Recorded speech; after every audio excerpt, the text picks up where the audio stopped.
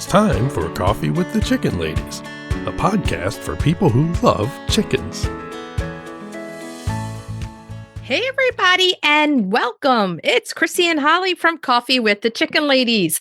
We're here, and this is episode number 225 of our podcast, where we talk about everything chicken, family, fun, and more chickens. More chickens! We drink a ton of coffee. I'm talking a ton.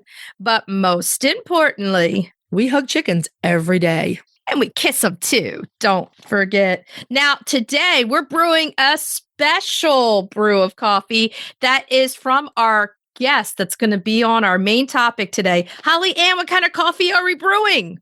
Jessy Watson sent us Barris Brothers Highlander Grog. It's adorable, and it tastes like caramel, and it's ridiculously delicious. It's delicious. So, are you ready to sip some of this delicious coffee and chat? I am, but first, a word from our sponsor.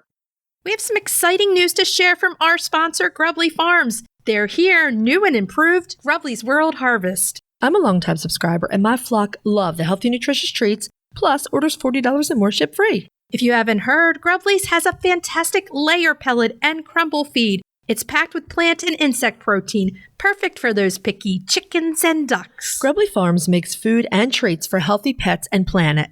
To support us and Grubbly Farms, use the link grubbly.co/coffee. Try it today.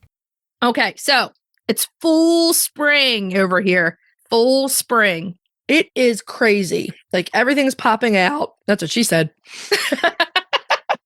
It's already too warm for the sheep. That happens every year, but it was 70 degrees yesterday. Right? I've been planting seeds and working in the garden and doing all kinds of stuff like that. What about you?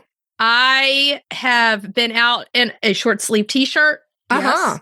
And little man got a little feisty because he's feeling that spring fever, but I still snuggled him. So we're good. So you removed him from the scene of the crime. Yeah, that's what I want to let everybody know. They can still be cuddly, but there are special provisions you're going to have to take in the spring with even the mama's boy roosters.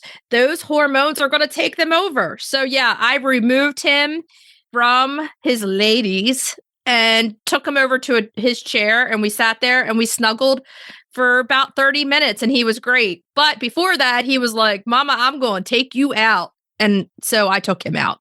You know who I did not snuggle?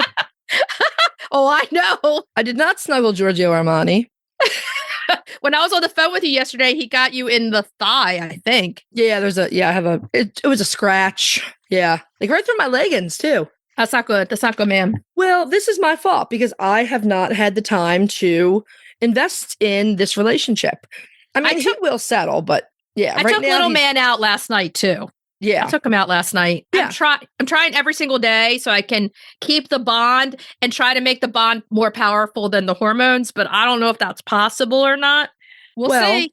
I mean, I can tell you at 9 years old, Casper is just a big old snuggle buddy. Yeah. Every now and again, he gives Pete the stink eye. Like, he forgets that he's 9 and he's like, I'm going to take this guy out. But he never does anything. Yeah. Other than that, I've been I'm dying to deadhead my gardens, but I'm waiting until the end of April for that. So just a note, because we are in the middle of a chicken boom again, right? Boom, boom. It's gone crazy. So just a note to be really careful when you buy online, because there are scammers out there like crazy, like impersonating hatcheries or using someone else's pictures. Photo. Right, using our photos. We have some eagle-eyed listeners who have notified us of that a couple times. Thank you to our listeners because you know the chickens, you know those girls and boys, and they let us know. So if you're going to buy online from a hatchery, like they're not going to be in some group telling you to PM them. Go to their website, go to Metzer Farm, go to Murray McMurray Hatchery, go to their website. And if you don't trust their website, call. Yeah, McMurray Hatchery will take your phone calls, and their sites are legit. There is no PMing, right? Any of that stuff, DMing, whatever you want to call, whatever the kids are calling it these days. I hate to see that happen to people. It's terrible. It's awful. So be on the lookout for scammers. That's for sure. They're out there in full. And the thing is, I boil inside when they use our pictures to sell their chickens that don't exist. It's like, are you kidding me? It's horrible. So, yeah, if you see that out there, let us know. Because I'm always like, look, I'm going to be getting the mafia after you unless you remove our picture. Oh, can I borrow the mafia for a while? Is this the Sicilian mafia? Oh, it is. The Sicilians. Yeah. I need to borrow them for a little bit. And on that note, if you're listening to our show and you're loving it, head on over to Apple Podcasts and leave us a written review. It does amazing things for the growth of our show. While you're there, hit that subscribe button because they count them. They do count them. And you never want to miss this fun. It's chickens and fun and everything good. You don't want to miss it. If you're looking for other ways to help support the podcast, you can tell a few chicken, duck, goose, or turkey loving friends about us. You can share your favorite episodes on social media. You can become a patron of the show, patreon.com/coffee with the chicken ladies. Welcome to our newest patrons, and thank you to all of our patrons. You make this show happen. The other thing you can do to help support this show is visit our website and our show notes, use our affiliate links and discount codes, and buy products from our sponsors. Yay! So, winter is coming. It's better when Sean Bean says it. Can you stay on topic for just a minute? What topic? Winter. Well, chickens, obviously, and igloo coops from Omelette. Oh, yeah. You got to have an igloo for winter. If you don't know igloos, they're engineered for extremes. Double insulated, waterproof, and stormproof. They keep out any weather and all predators. And you can just wipe them clean. My girls and little man are so comfy in their Igloo Pro. Mine too. Warm and dry all year round. Winter is coming. Be ready with an igloo. Search Omelette. That's OMLET. Hey, Chris. Yeah. Do you like monthly subscriptions? Does it have anything to do with chickens? Of course. Then, yeah. Let us take a minute to tell you about Chicken Love. You get a monthly Chicken Lady tee, treats for your flock, and a keeper care card. And did you know with every multi-month subscription, you get a free Chicken Love logo t-shirt? Really? Yeah. It's $36 a month with free shipping. What are you waiting for? Get off the nest and click already. That's chickenlove.com. That's chickenluv.com. Get your subscription today. The Breed Spotlight is brought to you by Murray McMurray Hatchery, defining quality for generations. For over a century, Murray McMurray Hatchery has remained a trusted family-owned business working tirelessly to ensure our poultry meet the highest standards. Whether you are an experienced enthusiast or just embarking on the journey, look to McMurray Hatchery for guaranteed quality, rare and heritage breeds, low minimums, and all the supplies you need to raise your flock. Request a free catalog today. Okay, who likes sushi? Okay, who likes sushi? It's time for the Breed Spotlight. Yeah. Yeah. I like sushi, or sushi, as I prefer to call it. I had to make it right. And this is sushi because we are profiling a Japanese chicken. Okay. It's not sushi, it's sushi. It's sushi. You can eat sushi after you show your Shamo. You think a Shamo will eat some sushi? Will the Shamo eat sushi? The Shamo is a rare breed chicken from Japan. They're one of the tall Malay-like breeds that have historically been used for fighting, though they are also found in poultry show circles, and they have a reputation for being surprisingly friendly with people. They are. And they're big chickens, man. Woo! We've said this before, but I'm saying it again. When we went to the Ohio Nationals 2 years ago, besides the waterfowl that I lost my mind over, by the way, TSC has light up solar powered geese with a hat on. I'm just throwing that out there. Oh, I know. I received the picture text from you this morning. I was like, should I buy it? Anyway. Of course I said yes. Of course. So besides losing my mind over the waterfowl, what really fascinated me were the Malay and the Shamo. They were different in their own beautiful way. They are so cool looking and they're so dinosaur. I mean, they're just amazing. If you've not seen them in person, they're just amazing. And if you've not seen one eating an apple, then you've missed out in life. I can check that off at my bucket list. That was one of the Malays, wasn't it? Yes. Yeah. Now, the Shamo arrived in Japan by way of Thailand, but were probably from India and Pakistan before that. Like, I don't think anyone knows one origin for them. Right. The Livestock Conservancy notes that the Shamo is a strain of the Azil, which is a breed from the India-Pakistan region. And they note that the word Shamo is a corruption of Siam, which is the old name for Thailand. I think still to this day, if you're on social media, most of this breed that you're going to see, they are coming out of the Middle Eastern area. So you're going to see them in Pakistan and India, those types of areas, because they're prevalent there still. Right. Definitely the Azil. I mean, we have lots of accounts follow us on social media that are Azil breeders in India. Yeah. Yes, a lot. The fascinating Shamo first came into Japan during the 1600s, and Japanese breeders took great care in selecting and breeding them into a unique variety. They are protected by law in Japan to save them from extinction. Now, Shamo is a Japanese term meaning game bird. Okay. And the term applies to 7 different types of chickens. And these 7 types of chickens often belong to different regions. Right. Oh, you're saying these. Oh, you are all about saying these. I'll see if I can, right? So the breed in question, the Shamo, is known as the O-Shamo. I'll say this one, the Japanese large game. It's the same bird. I just have the parentheses. I know. I'm giving that other word. So I say the Japanese and you say the English equivalent. I gotcha. There's also the Ko-Shamo. The Japanese small game. Yamato Gunkai. The Yamato game. The Yakido. The Mi game. I'm not sure if that's me or my, yeah. It's MIE game. The Kinpa. Japanese Henny feathered game. Now, I like that name. I'm guessing that one does not have rooster feathers.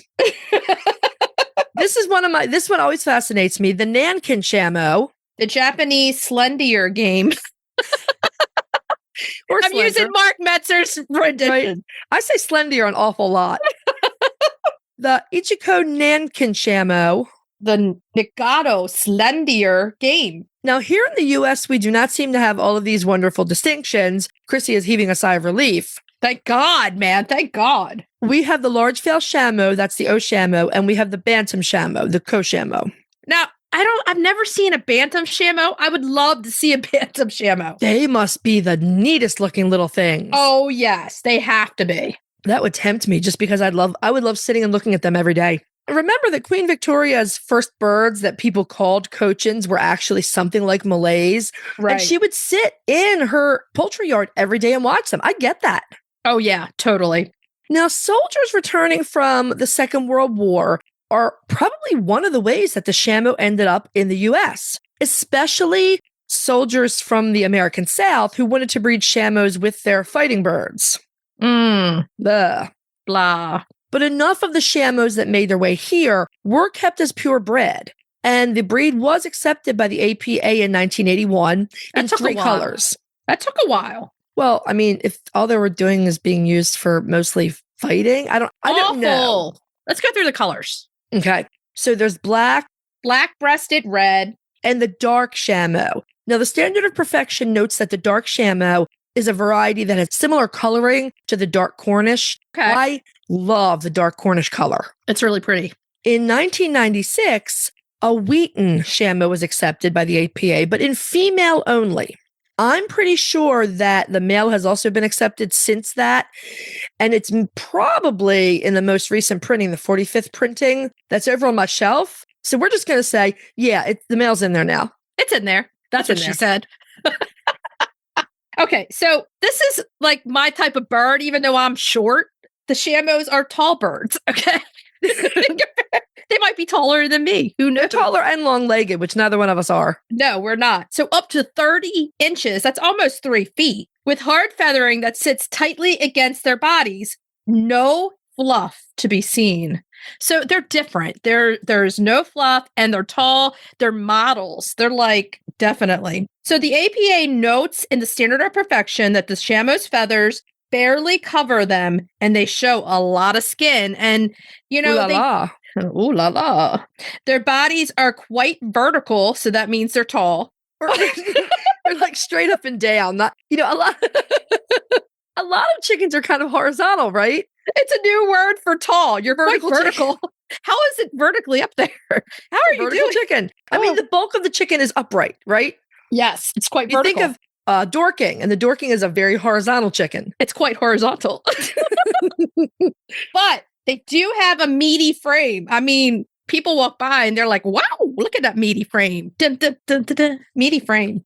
And sometimes they're used as table birds. That was, they are sometimes used as table birds, but I do not think that is popular. No. I mean, we need to keep breeding them to keep them going. So there's not a whole lot happening on that frame. So you probably have to make like coq au vin or chicken cacciatore where you have to cook it for hours and soften it. Yeah. Okay. So the roosters are weighing in around 10 to 11 pounds. That's pretty big. And the hens around 6 to 7 pounds. So there is a considerable difference in size when you're looking at the males and the females. So, yes. I mean, this is one of the bigger differences that we've seen all along. If you compare male and female, I mean, 6 pounds, that's a 5-pound difference on the biggest kind of range there. Okay. So the Shamo's face and their expressions, you know, a good name for this bird would be Grumpy Dwarf. Grumpy Dwarf, Grouchy Pants, Grouchy Smurf, Holly Grouchy Ann. Smurf. They do have a grumpy facial expression, and sometimes they have like that beetle brow. It looks like they're glaring at you, like you would look at them and be like, "What? What?" They have RBF. I have RBF too, so I feel for them. But yeah, people say you look mean. Well, you can't help it. I can't help it, man. So the Shamo's face is red without feathering, and part of their throat, the dewlap, is naked as well. I mean, they're showing it all. There's a lot of skin happening here. It's a lot of skin. They have a pea-comb, muscular yellow legs. I mean, they like to flaunt those muscles. I mean, when they're walking, they're getting cat calls all around the run. Small red earlobe. You know, and I just have to say that's not okay. It's not okay to do that to people. They like it. They're like, I worked hard for these legs. Oh my God. Okay, give me a continue. Cat call. Okay, we can't even get through this. Small red earlobes and virtually no wattles. They are a heat bird for sure. Okay. I mean, look at where they come from. Definitely. Well, right. They also have high, short wings. Now, their description is full of highs and lows and verticals and horizontals. It's a very upright chicken. This is a very upright chicken. But they have short wings. Yes. So they're not going to fly. No, they're not flying anywhere. So this is very noticeable since their feathering is sparse. You're going to see these little wings. Their tail is moderately long and sort of droops down behind them. They are the coolest looking chicken. I think the small wings really, really reinforce the dinosaur look of these guys. Pterodactyl arms, man. No, pterodactyl, they will fly. It's T-Rex arms. T-Rex. Sorry, T-Rex. T-Rex arms. Now, the hens lay around 90 to 100 light brown eggs per year. That is not bad for this breed that needs some help.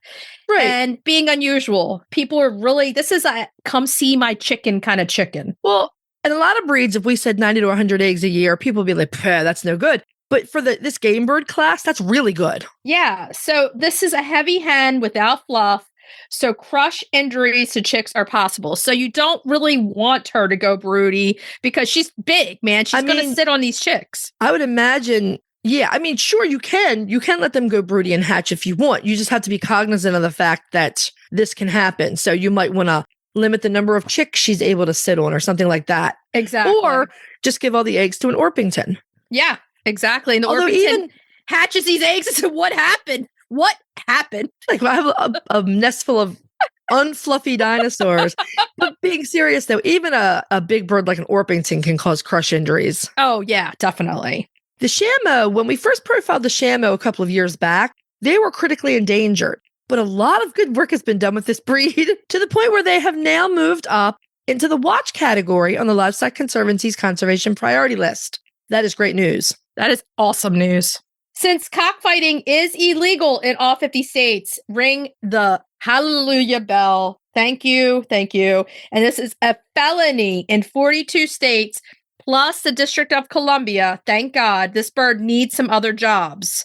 They do. Okay. As we said, they're quite friendly with people, but we would not leave them unattended with kids. If you know your stuff with chickens and your kids are older and know their stuff, yeah, fine. But I wouldn't leave little kids with them unattended. They're almost the size of the little kids. You don't want to leave them with the same size. I wouldn't leave little kids unattended with any rooster, but that's just me. Me either. The roosters are known to be extremely aggressive with each other, and I've heard that they can even attack other animals that they perceive to be in their territory. I've heard that too. They take their job seriously. Apparently, the hens can also be territorial sometimes, especially with small hens or gentle hens that are laid-back breeds. This is where you have a flock of just them, one boy and all girls. Well, our upcoming guest, Jessy, I know she has had her with some other breeds, so we'll talk to her more about that. Yeah. We do know that Shamos have become very popular with a small pool of the poultry show community. Oh, yeah. We do know this is a dual-purpose bird, but with reportedly tough meat and only a few eggs per week. Not everyone agrees with the dual-purpose designation. They're going to be somebody that is interested in conservation. That's what this bird is. Or showing or conservation, and you want to help this breed further, and you have the time. I mean, with the amount of eggs that I get from all of my birds, I wouldn't care. Like, if I wanted to have one of these as a pet, I wouldn't care that she only laid 90 to 100 eggs. I'd be like, I'm going to eat all the dinosaur eggs. Right? Yeah. Right? I'd be like, look, I'm getting like a 5 dozen a day. One that doesn't lay one is okay. But the problem is she doesn't do well in mixed flocks. So that makes it a little more difficult. They also don't do well in close confinement. Right. So yeah, that does make that more difficult. Shamos are not what we would call a beginner's chicken, though they probably could be if they were your only breed. Right. And all of your roosters were kept separately, because I would not want these guys trying to spur me. Thank you. Heck no. Heck no. They're not the cold hardiest birds either. They're big muscular birds, but they don't have much in the way of insulation. Right. Like I was saying, they show a lot of skin so that they can excrete a lot of heat. So they're more of a hot weather, hot climate bird. And if you're in the South, Florida, different places, this is perfect for them. Right. Because they don't have a lot of fluff and they got a lot of skin exposed. Let's just say this. I saw someone before say birds that don't have big wattles and combs they're pretty much exempt from frostbite. False. They still have toes, feet, everything. So any skin can become frostbitten. So this one is a warm weather bird for sure. Yeah, they really are. They may not be the best about small children, as we said, or other animals, but do remember, if you're considering them, that they do have that positive reputation for friendliness with humans.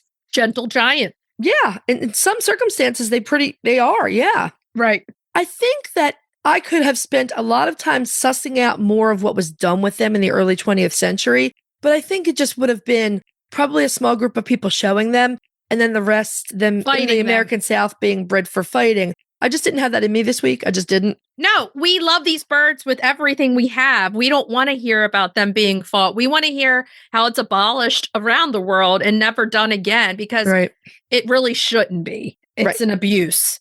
So thank God in all 50 states here, it is illegal. Thank you. Thank you. Why is it only a felony in 52 in the District of Columbia? There's 8 states out there that need a whack upside the head. They do. They need it. They definitely do.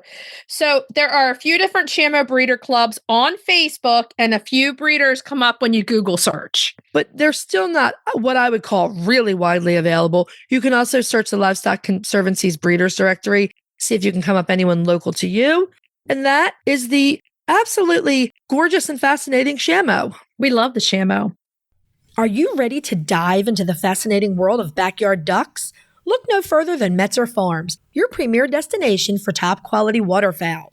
Whether you're a seasoned breeder or just starting out, Metzer Farms has everything you need to elevate your flock to the next level. And if you're passionate about call ducks, you're in for a treat. Metzer Farms hatches a stunning variety of call ducks, meticulously bred for their miniature size, beauty, and calm temperament. From snowy whites to vibrant colors, each duck is a masterpiece waiting to grace your backyard. Visit MetzerFarms.com today to browse their extensive selection and start your journey into the wonderful world of waterfowl. Metzer Farms, where passion meets perfection. If you're looking for a chicken coop that's produced in a planet-friendly, sustainable way, try Nestera. Each coop is made from highly durable, 100% recycled plastic that keeps the equivalent of up to 2,000 shampoo bottles out of a landfill. Their clean, modern design will fit into any garden or run area and comes with an industry-beating 25-year warranty and a range of handy accessories. Simple to put together, so quick and easy to clean, and most importantly, red mite resistant. Your chickens will love it. Quick shipping from Nestera US. For a 5% discount, use the affiliate link in our show notes, on our website, and on Instagram. Link in bio. Check them out today. Roosty's proudly sponsors Coffee with the Chicken Ladies.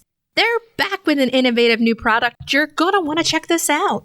It's an extra large set, a 14-pound feeder in 3-gallon water with steep anti-roost lids. They're made of super durable material. You can either stand them on legs or hang them on brackets on your coop or fence. They're easy to remove and clean too. Plus, they look awesome. We personally use Roosties and we're huge fans. So if you're raising chicks or keeping chickens, check out the Roosty store on Amazon or follow the link in our show notes. So we ready to move on to main topic? Yeah. This week, we are really thrilled to be joined by Jessy Watson. Jessy is a breeder of large fowl Shamo, and you just heard Chrissy and I waxing poetic about the Shamo. Jessy received...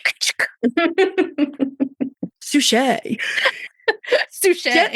Jessy received a 2024 microgrant from the Livestock Conservancy for her work with Shamo, and we're going to get into that in just a while here. Jessy, welcome to the show. Thank you for having me. This is like dream come true, starstruck. Coffee with the Chicken Ladies.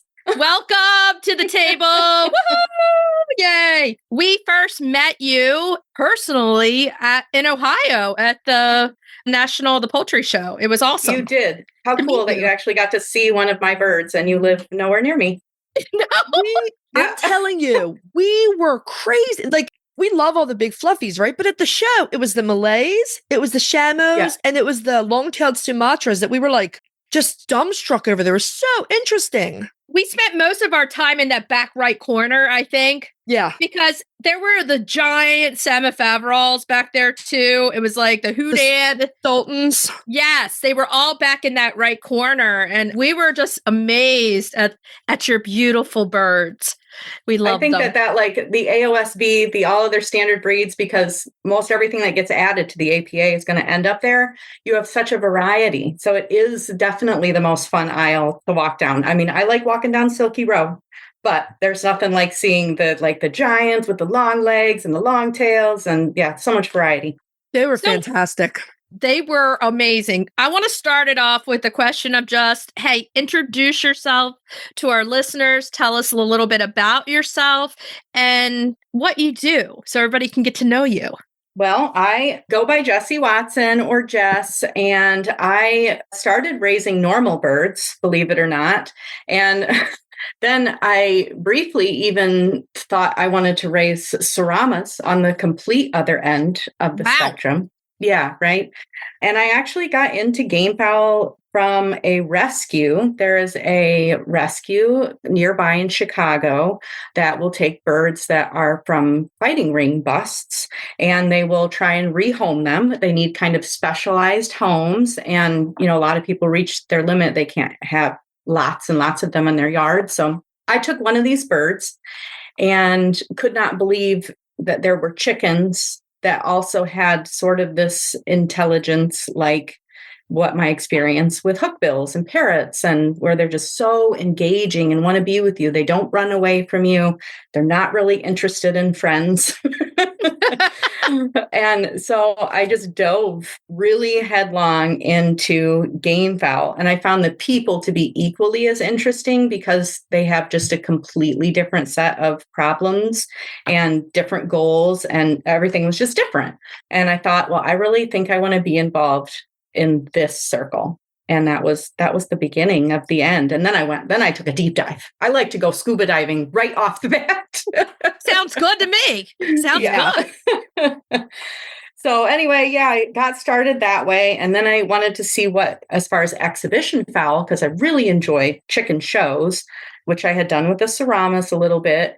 And I realized nobody is showing these birds. They are, a handful of them in my area, and never had seen a Shamo. So then I looked at the Livestock Conservancy and well, that explains it. Critically endangered breed, needs some help. Everything was just pointing towards, let's see how I can make this work. Awesome. And that's what I did. Yeah. And then I started the Gamefowl Conservation Network. I was definitely a fake it till you make it. I was not an expert or authority on this topic. I just saw that nobody else was even trying to offer the unique information that was needed to have these birds. I felt like I was just doing something for the first time, but obviously they've been around in our country for decades. So I just wanted to put the information out there for everybody that was intrigued by the birds and needed a jumping off point. We talk about conservation, and I'm going to put a name to it because I believe that this is true. Conservation warriors. You're conservation people who have a mission. You're set out for it. I always make Holly laugh. She never knows what I'm going to say. No, because I think you were trying to say conservation warriors, and it came out conservation warriors. Warrior. Well, we worry too. That's why we're in conservation. Conservation warriors. So she's making fun of my Baltimore accent, in which she has also. So never. Yes, you were. So conservation warriors, because you're so dedicated to the cause. And Holly, are you still laughing over there? Ignore me. I can't ignore you. We are on a video screen laughing. We're worried warriors. You're worry warriors. We are worried warriors. Well, conservation warriors. It kind of goes together. It does. It does. So anyway, now that Holly's blown that. Well, it's, you know what? It's true though, because when I went to school, and that feels like ages ago, but I went into fisheries and wildlife because I wanted to do wildlife conservation. Mm-hmm. And life had all sorts of other things came to be, and that didn't end up being my path. But I was still always really compelled to work within conservation. And when it comes to poultry, it's accessible for anybody. Anybody can do something and make an impact. A lot of people contact us and say, how can we help? And you're doing exactly what people are asking what they can do, is take a breed that you really like and pour your life into it and bring them back. And we say this all the time. And, you discounted accessibility. And we say that all the time. Things aren't accessible to people. So that's how they get into this bad situation. And you looked it up and you said, man, nobody knows about it, but you found them. You got a rescue bird and you started it. I started somewhere, and everybody should just start with whatever is sparking that little bit. If something is drawing you in that direction, you can't just say, well, I can't find the information. I can't find the birds. I guess it's just not for me. If you're really interested and they're not there, that's probably a sign that they need you to show up. Absolutely. So tell us a little bit about that first Shamo that you got. This rescue bird or my first real Shamo? Because this rescue bird. Or both. Yes. So I learned that a lot of these birds that are bred, unfortunately, for modern day combat, illegally so, they're mixes. People are only breeding for that one behavior. So they're not preserving the breed as we know it historically, which that was something really important to me, because obviously their original purpose has sort of come and gone, but they're the building blocks of a lot of the large fowl and production birds that we have. It's what gave them some size, and they can't really be recreated if we lost them. No, that would be beyond a tragic loss. That is not a void that can be filled. They're a popular foundation breed. Yeah.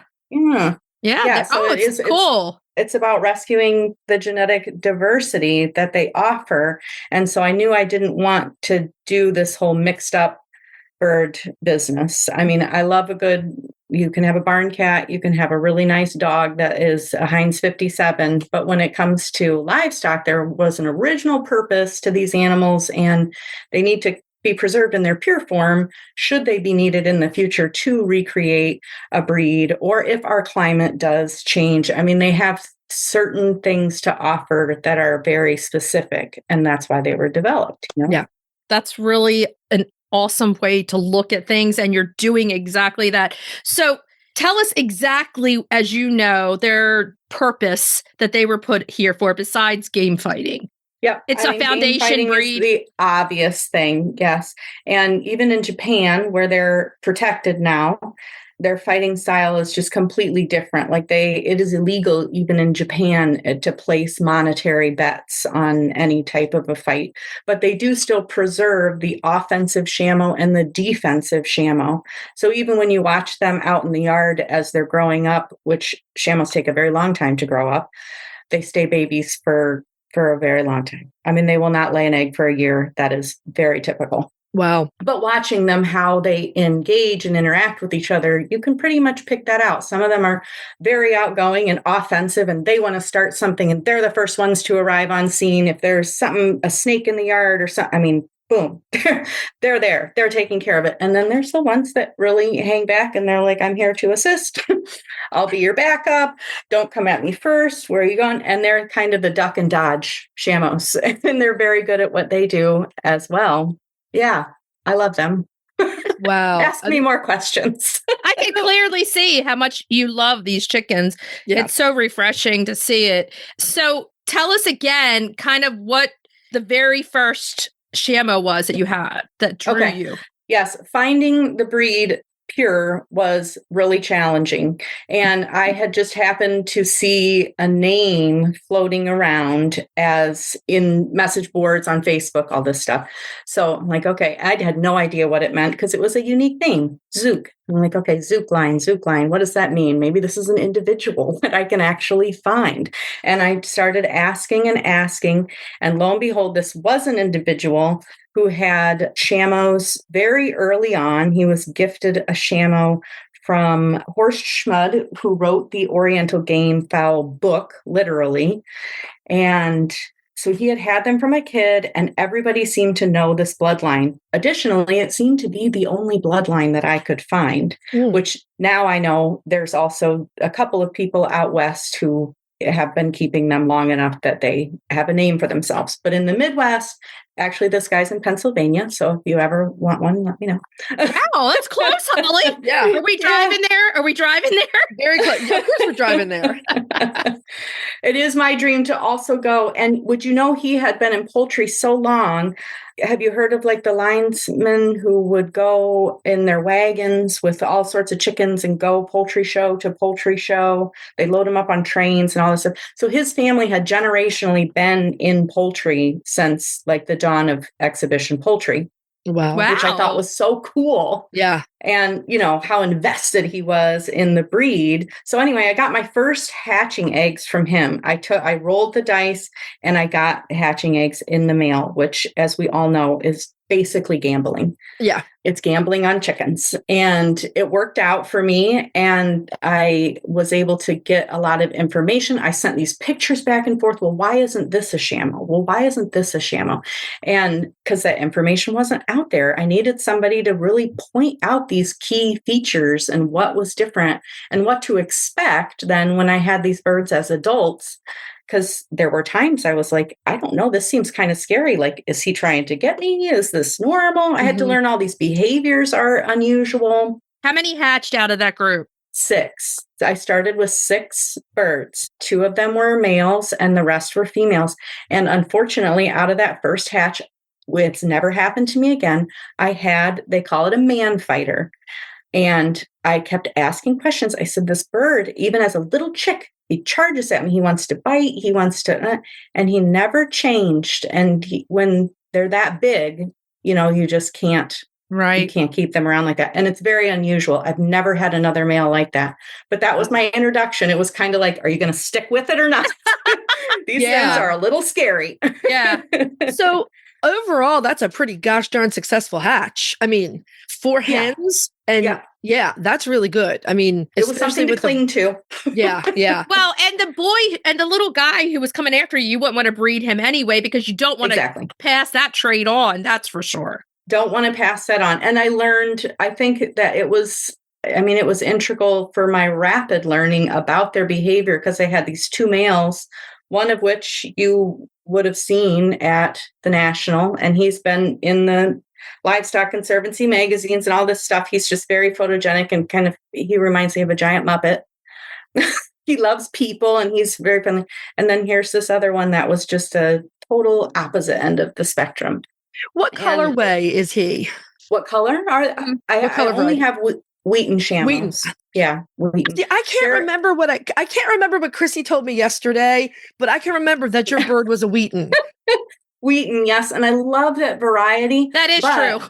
The truth is, there are other varieties of Shamo are even harder to find. I mean, I know of 2 people who have black Shamos, and I know of nobody who has dark, which is an accepted variety in the APA. It looks like the dark Cornish with the black lacing, and they're functionally extinct here. They still have them in Germany, though. So I want to shift a little bit and kind of talk about the Livestock Conservancy and that grant, because that's huge for you and for this chicken. That's for sure.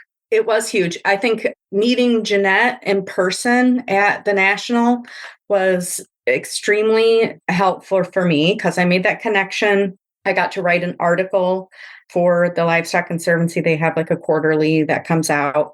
So I had that connection there, and I had thought about right away when I first got into Shamos writing for this grant, and then realized that I didn't really have my goals figured out. Yeah, I knew I wanted to help the birds and the breed, but truly you have to know, what are you going to do to make it happen? You can't just, everybody wants somebody to pay a little money for their chicken keeping. It's costly, but it's like, well, how am I going to reach these goals? What steps am I going to take to make sure other people can have them? Because me having them doesn't really solve any problems. Right. So what did you do? So are there other people out there that have your Shamos now and are thriving in their flocks? There are other people that have the Shamos, and unfortunately, most of the people who have hatched them have not continued on with them. I think part of getting the information out there, for me, part of my goal was to get it out there so people know what they're getting into before they invest in it. Because if you're prepared, you're much more likely to have an enjoyable experience with them. Yeah. But if you get them and go, I know eventually they'll need separated or eventually this or that, then you're going to be behind the 8 ball the whole time playing catch up, and it won't be a joyful experience because it's very stressful to have a bird who will 100% fight a fence or take an opportunity. Like they don't say, well, maybe tomorrow. Like they are set on their mission to hurt another bird. But if you have your fences set up appropriately and screening, you don't even encounter that. And then you get to really just enjoy them and bond with them. What do you like best about them? What's your favorite thing about them? Oh, I would say that how they come running up to you. I mean, I know other people's birds come running up to them for treats or because this is just the pattern that they're used to, but they love engagement and they will dance. They'll do their little dance for me. And sometimes, and they just want to sit in my lap in the sun. They're like sun worshipers. So they love the sun and they'll fall asleep. They're very engaging with people, and they will choose people over other birds that are out, over even their mate that they're penned with. Is this something that someone should get into if they only want this type, the Shamo, and they only want like a few of them, like 2 or 3? This is like a good bird that you're only going to have 2 or 3 and they're going to be pets. And you can definitely. I think that they are great if somebody wants to really have an animal that they go outside and that wants to be with them. I mean, they will come out into the garden. They will follow me around. I can take them on a little hike with the family. I have a baby carrier. Hey, and they will. So do we. So do we. We're right there with you. We're right there with you. It looks absurd because they look like velociraptors, but they really are. They have a sweet little heart for people. Not for each other. Not for each other. So, and also we were talking about earlier was mixed flocks. They're not going to be the best to mix in because they're so big. And even if they're not trying, they could hurt a very small bird. So you have to, it's one that you want to be devoted to this one type of bird. Now, Jessy, you did have the Shamos in with some, I think, Brahmas. Is that right? Yeah. So I did a little experiment last year. And again, I have an experiment with a backup plan. I know that I can remove the animal from the situation and have an appropriate place ready. So I raised these birds. They came right out of the brooder, and I integrated them by having them in a pen in my backyard while everybody was free ranging, and then eventually letting them range with the rest of the flock. And so they grew up like that. And so I do still have 3 females that are now over a year old that are great in my mixed flock. I was just curious if it could happen. Yeah. I do not think you could integrate a grown bird into a mixed flock. And I also keep American Gamefowl. So my rooster out there is a game rooster, and he does not put up with funny business. So if they get too rough with somebody, he runs a tight ship. Great. His name is Captain Hook. And so he does. I like that. I like that. So he will charge in and break it up, girls. That's enough. And then life goes on. That's really like the way you think. And I like the way that you are using to educate. That we talk about this, right, Holly, all the time. Be prepared, not scared about everything. Being prepared is number one, and it keeps you going through anything that could happen. Yes. And I mean, I'm not perfect. There are so many things that I still finding somebody who has kept the birds and has the experience will save you so much. Yeah. And everybody that has them that I know of is very eager to talk and share about them. So you just have to get within the right little group and ask your questions ahead of time. They're so super cool. Now, the Livestock Conservancy micro grants, these are awarded every year, and there are different categories. You were awarded for your work with the Shamo. What are you directing the grant towards? Okay. So I, first of all, highly recommend, even if you don't know that, or you don't think you'll get the grant, anybody can access the application to the grant, and working through the questions that the Livestock Conservancy lays out can really help you get a clear picture of what you want for your project. So anybody has access to that. You save it as you go. It builds on each other. And when the deadline's up, I think it's August 15th, maybe you'll be ready to submit it. Maybe you'll go, now I know. Next year, I'll be more prepared. So I chose to do mine for a brooder room in my basement that my husband has already built because containing the dust was essential, and hatching the birds out in January in order to be able to show them in the fall also had to happen. So they can't be outside in Wisconsin. We had to contain the dust, had to hatch early. So all these things. So we built that, and then he built 2 brooders designed for them to get as tall as they get, as fast as they get. Because, the regular stuff on the market was not going to cut it. Because they're very vertical birds. Very vertical. They're highly vertical. Highly vertical birds. Yes, they have the highest station of any of the gamefowl. So they grow straight up like a little weed. Yeah, definitely. That's fascinating. That's the stuff that you wouldn't think of until you're in it, until you're doing it. So if somebody can go in setting up for success, that's fantastic. Congratulations. Wow. Where do you see yourself going with this? My work in progress is that I just want to be able to offer people a system for raising them, because I often feel like I'm just trying. I am experimenting with a lot of things because I don't keep them in the traditional gamefowl way, which is a lot of little individual cages. I see them really enjoying being out on grass. I love to watch them run. And I mean, they want to be chickens. They are chickens. They're just unusual chickens. So I'd like to be able to have an efficient system that's practical for people that want to keep something unusual that I could hand off and say, this is what works. Because I just feel like I'm winging it sometimes. Yeah. It's very hard to find a mentor for a bird like this. It's incredibly difficult, as you've said. So before we get to our last questions, just 2 quick things. The first thing is, we read reports of about 90 to 100 eggs a year for a hen. Is that pretty accurate? So this year I decided to start keeping track from the first lay. And so I'll get a better number. For me, they've been very adequate layers. I wouldn't consider them horrible layers. Okay, fantastic. Other question before we ask you the last one is, what is the one thing about the Shamo that you would like people to know? Like what you see as the thing that you want people to know about them? That's so hard because I know. I would have one. Don't worry. The last question is going to be really easy. So don't worry about that. I have kind of on the pro side and on the con side. Maybe more of a con is I want people to take seriously that they're powerful. A lot of people want to get an unusual, tall, cool looking bird.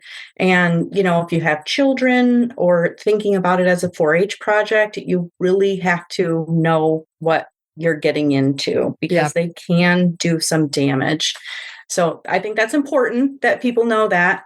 But I also think that people need to see them as on the homestead, they have value. They really do. Unfortunately, it's really the worst part of it for me. We do have to process some males because I can't just give them to anybody. I can't just offer them up. And that's really hard for me, but it's been a growing experience. But they're a large bird. So, making soup, having them in the freezer, they are a useful part of a homestead. They are not something to be forgotten.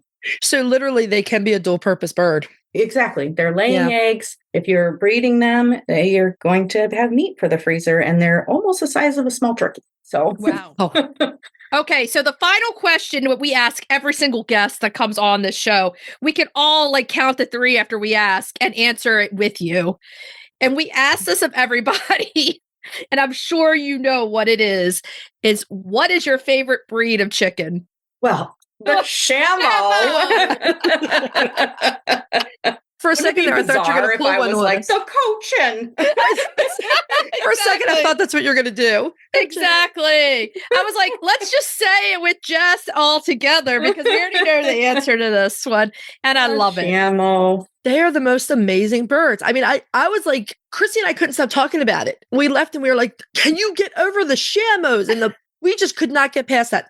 Every time we would start wandering through the big chickens and then we would come right back to the Shamo. Yes. Yeah. Well, and he was very funny playing with his little card and, engaging with different people. And you walk by some chickens, they would rather be at home because this is not their jam. But he was like, cool. People are talking to me, looking at me. His gaze, he would lock eyes with you. I mean, his eye contact was really strong and just fascinating.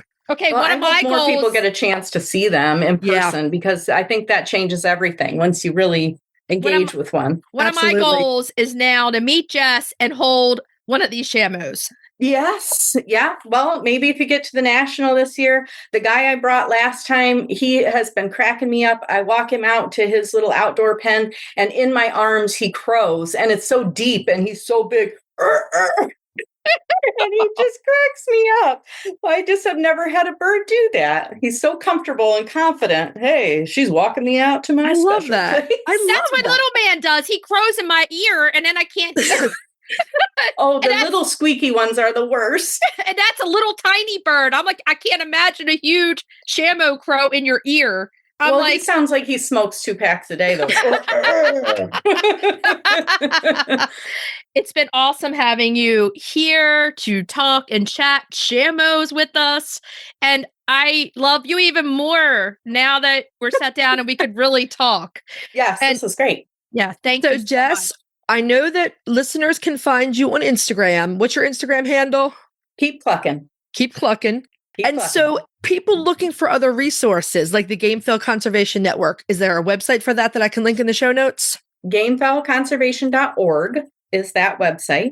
And then we also have a Facebook group that I keep very much on. It's about education. People do get to share their birds. Plenty of people have pet birds. Plenty of people are brand new. So it's just like a safe space to ask a lot of questions. It's not about selling birds or being the best. It's just about learning. Fantastic. I will link those in the show notes. Thank you so much for coming on, and we'll have to have you back on and talk Shamos in another capacity another time. You still definitely need to try this coffee. This coffee. Coffee is the best. Oh, be quiet over there, Holly. So rude. That's me. I'm used to it, man. I'm used to it. Okay, we'll talk to you soon. Have a great one. Thank you. Thanks so much. Bye. Bye. We just want to thank Jessy one more time for making the time to come and talk to us about her birds, about her Livestock Conservancy grant. She is doing great things. She is definitely helping this breed and getting them out there and being seen. Thank you so much. We love you. Our friends at Good Eggs solved the age-old question of how should I wash my eggs? They're chicken people just like us who created the original silicone egg scrubber. Both Chrissy and I use their brush and natural enzyme wash every time. It's a total game changer. It makes cleaning eggs so much faster and easier. Plus, they have a lifetime guarantee. Good Egg is a small family business right here in the U.S., and they donate 10% of all profit directly to folks affected by cancer. Go check them out at goodeggstuff.co. That's goodeggstuff.co. Tell them Chrisie&Holly sent you. Okay, are we ready to move on to Cracking the eggs. cracking those eggs? Now, today's cracking eggs, we're keeping with our Irish theme for March, and we're doing Irish apple cake. This is another really, really yummy cake to serve with like coffee and tea. It's really good. Not super sweet, and it's got apples in it, so you gotta love it. Holly Ann loves it if it has apples in it, that's for sure. Yes, I do. So let's go through the ingredients for streusel topping. 3/4 of a cup of all-purpose flour or gluten-free all-purpose flour, a 1/2 cup of granulated sugar, a 1/4 cup of rolled oats or quick oats, 1/8 teaspoon of salt, 6 tablespoons of cold butter or dairy-free butter cubed. Now that's what you're going to need for that streusel. For the cake itself, let's go through those ingredients. A 1/2 cup, that's 1 stick of butter or dairy-free butter at room temperature. A 1/2 cup of granulated sugar. Here come your eggs. 2 large eggs at room temperature. They always do better that way for baking. 2 teaspoons of vanilla extract, which I brought back a bunch from Mexico. Woohoo! 1 1/4 cups of all-purpose flour or gluten-free 1-to-1 flour. A teaspoon of baking powder. A 1/2 teaspoon of nutmeg. A 1/4 teaspoon of cardamom, and I always mess that one up. A 1/4 teaspoon of cardamom, a 1/4 teaspoon of cinnamon, a 1/4 teaspoon of salt, 3 tablespoons of whole milk or plant milk, and 2 medium, here come your apples, Granny Smith apples, because you don't want something too sweet. You're sweetening up in the cake. Peeled and thinly sliced. And you can substitute other more tart apples for the Granny Smith, like Crips Pink or Pink Lady are really good ones. You don't want them to turn to mush. Right. And if you get too much sugar in your apple and then you add all the sugar, they will turn to mush and it will be too sweet. So you have to go with the more sour apples. You're going to preheat your oven at 350 degrees Fahrenheit. Then butter or grease a 9-inch springform pan and set it aside. To make the streusel topping, you want a medium bowl. You're going to combine the flour, the sugar, the oats, and the salt. You're going to use a pastry blender or a fork, or some people even use their fingers. Do what you want to do. Rub the cold butter into the flour mixture until you have what looks like coarse meal. Set this aside in the refrigerator while you make the cake. If it's warm in your kitchen, the streusel will get kind of melty and weird, and it's just gross. So put it in the refrigerator. Yeah, definitely. You want to keep that butter kind of not getting soft in there. Right. In a large mixing bowl, you're going to cream together the butter and the sugar until light and fluffy. You're going to beat in the eggs one at a time until combined, and then stir in the vanilla. I used a goose egg for this, and it worked really well. I would guess it would be because it's a richer egg, so with baking, it's going to do better. Yeah. In a medium bowl, you're going to combine the flour, baking powder, the spices, and the salt. You're going to fold the dry ingredients into the butter mixture along with the milk. Once the batter is completely blended, transfer it to the prepared cake pan. You're going to lay the apple slices on top, and then you're going to sprinkle the streusel over top of that. Bake for roughly 60 minutes, and I say roughly 60 minutes because you want to check this. Everybody's oven's different, so... Right. You're going to bake it until the top is golden brown, all over and crisp. Don't go too far. You don't want it to get too brown on the sides and the bottom. Right.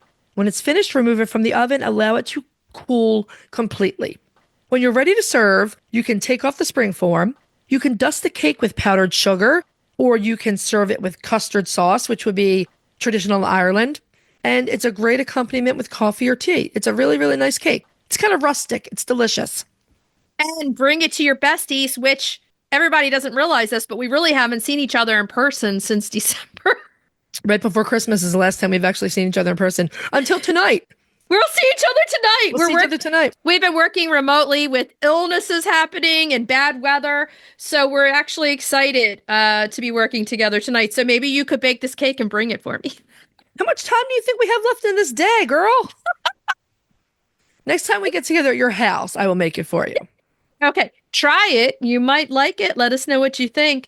And before we move on, yes, we are working together tonight. We are doing a chick talk for the mill in our community. Can't wait. It's going to be fun. It'll be long gone by the time this comes out, but that's okay. Yeah. We know it's going to be fun. It's going to be fun. Okay, so let's move on to retail therapy. Retail therapy. Yeah. Okay, this week's retail therapy, we're going to keep with the theme of the show because you know we like themes. We're theme girls. And we're going with the Livestock Conservancy. Yes. And it's a good theme. You know, if you go onto, as you're listening to this or after, and you look up the Livestock Conservancy's website, you can find their mission. And it's short and to the point. Let me tell you, I'm going to read it to you. It's to protect America's endangered livestock and poultry breeds from extinction. That is their mission, their goal, everything. These people work very hard to save the animals that we love. And they do. They do a lot of good stuff. The Livestock Conservancy is a nonprofit organization. They've been around in various guises since the 1970s. They are focused on American livestock or livestock from other regions that have traditionally been used in America. Right. Which is why you'll have like a lot of English birds or some of the Spanish sheep because they've been historically used here. Membership in the Conservancy helps to support the mission, and there are a couple ways you can do it. The last time I checked on an annual, I think it was $40 a year. It's not bad at all. We actually are monthly supporters. Right. So when you're a monthly supporter, you give like $4 or $5 a month. So you're just paying a little bit extra, and it goes towards helping with more of their mission. Their website is invaluable for people who are looking for heritage breeds. They go out of their way to help. Like, let's say someone is breeding a really rare breed and they're Jessica, who was just our guest on the show. If there's someone who's been breeding a really rare breed for a long time, like let's say they've been breeding a duck breed for 30 years and it's very endangered. If that person contacts the Conservancy, they will find another breeder who may be willing to take that flock and take over the conservation. The other thing they do are the micro grants. Yeah, that that's we talked where I was about. going. Yes. So you can go straight to their website, which is livestockconservancy.org. And they have a store. They sell books. They sell everything. So if you're somebody that likes to support someone by buying merch, they have it. Lots of great books. That way. Yes. All kinds of great stuff. They do a lot of education around the country. Jeanette Behringer, who is a friend of our show and who's been on multiple times, travels around and educates everyone on heritage livestock. And it's great. They even have youth micro grants. So, if your child wants to get in on it and start conservation breeding, this is the way to go. This is a good cause, a feel-good support. You can't go wrong. Go support them for sure. Okay, so should we tell everybody what we're going to be talking about next week? Okay, next week, we are spotlighting one of the most popular waterfowl breeds out there, the beautiful Sebastopol goose.